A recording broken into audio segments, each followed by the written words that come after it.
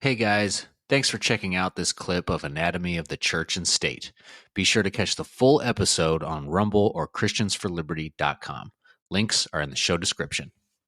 Yeah, right. So basically, what you're saying is that a lot of these scientists are starting off with am I being correct here? The conclusion they already have an assumption of what they want to do with this experiment, and then they kind of like what we saw with a lot of the COVID stuff recently, where it's like we're just gonna start with what we think the conclusion should be, and then work towards that. Yeah, pretty much so. So it really Okay. is. I mean, from a big picture perspective, it is because they're starting with naturalistic assumptions that you must explain all things with only Mm-hmm. natural processes. They interpret the data through that worldview lens, right? And then they Okay. get conclusions that say, oh, well, look, this proves you can explain all things with only natural processes, and the Bible must be wrong, right? And so it definitely is. And by the way, I don't fault them for starting with assumptions because we all Sure. do, right? We really do. And the question is, which set of assumptions is the right foundation to start with? And of course, God's word is always the right foundation. And some kind of argue and they'll say, but you're kind of saying that the secularists have like these red colored glasses, and so the world looks red to them.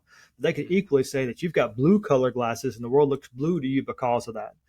And it is true that we're starting with a different set of glasses, but I'll push back and say this. It's not just that the biblical worldview is a different set of glasses, but it is a set of prescription lenses that because our sight has been wrecked by sin, we perceive things wrongly, and it's the biblical worldview that corrects our vision to rightly understand reality, and real science will confirm that. And so it is about our worldviews, but the biblical worldview gives you the right perspective, correcting our broken vision that's been broken by sin. And let me give you an example of how science confirms the Bible with carbon-14 dating, a variation of radiometric dating. It's often argued that that's proof for millions of years old, but ironically, carbon-14 is one of the best evidences of a young Earth. People say, really?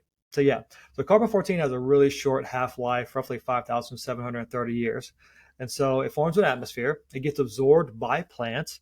Animals eat plants. We eat animals and plants. So all living things have some carbon-14 inside of them. And the carbon-14 is unstable. It'll change to nitrogen-14 pretty quickly again by radiometric standards. But actually, all living things have carbon-14 inside of them. That means me and you, everybody watching, we all have carbon-14. That means we're all a little bit unstable on the inside, all right, because of carbon-14. But when a creature dies, it stops taking in carbon-14. And the carbon-14 it does have will start to decay back to nitrogen-14. Now, it decays so quickly that within 100,000 years, there should be no detectable carbon-14. None. So that means anything over 100,000 years of age should have no detectable carbon-14. Well, then here's the question. What do we find in pretty much all the rock layers and pretty much all organic remnants all the way through?